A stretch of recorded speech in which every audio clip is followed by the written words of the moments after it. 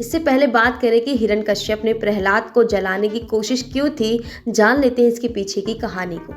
दरअसल ये कहानी शुरू होती है उस वक्त जब असुर राज हिरण्यकश्यप विजय प्राप्ति के लिए तपस्या में लीन था। मौका देखकर देवताओं ने उसके राज्य पर कब्जा कर लिया। उसकी गर्भवती पत्नी को ब्रह्मर्षि नारद अपने आश्रम में ले आए। वे उसे प्रतिदिन धर्म और विष्णु महिमा के बारे में बताते। ये ज्ञान गर्भ में पल रहे पुत्र प्रहलाद ने भी प्राप्त कर लिए। बाद में असुर राज ने ब्रह्मा के वरदान से तीनों लोकों पर विजय प्राप्त कर ली तो रानी उसके पास आ गई और उसी के पास प्रहलाद का जन्म हुआ। हिरण्यकश्यप खुद को भगवान मानता था। उसकी इच्छा थी कि उसकी भी पूजा भगवान की तरह की जाए। वो अपने पुत्र से भी यही कामना करता था कि उसका पुत्र भी उसी की पूजा करे और ईश्वर में श्रद्धा भक्ति ना रखे।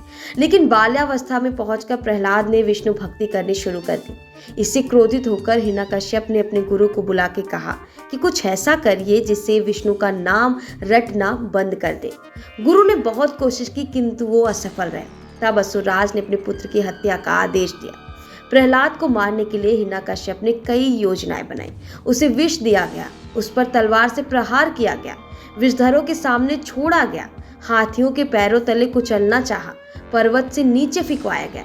लेकिन ईश्वर की कृपा से प्रहलाद का बाल भी बाका नहीं हुआ। जब सारी योजनाएं विफल हो गई और कोई पैंतरा ना चला तब जाकर हिरण्यकश्यप ने अपनी बहन की मदद ली। दरअसल हिरण्यकश्यप की बहन थी होलिका।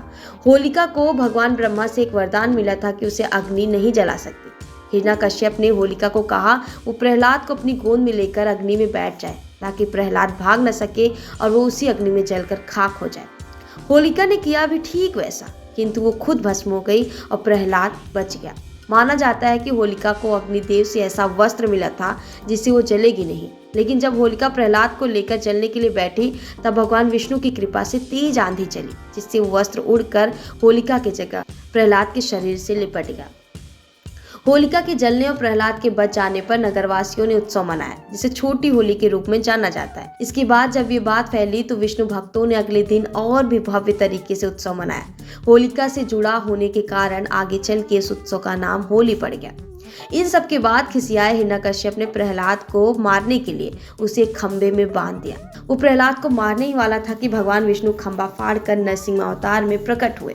उन्होंने हिरण्यकश्यप को उसके भवन की चौखट पर ले जाकर संध्या के समय अपनी गोद में रखकर नाखूनों की सहायता से उसका वध किया और इस तरह ब्रह्मा का वरदान भी नहीं टूटा और हिरण्यकश्यप का अंत भी हो गया।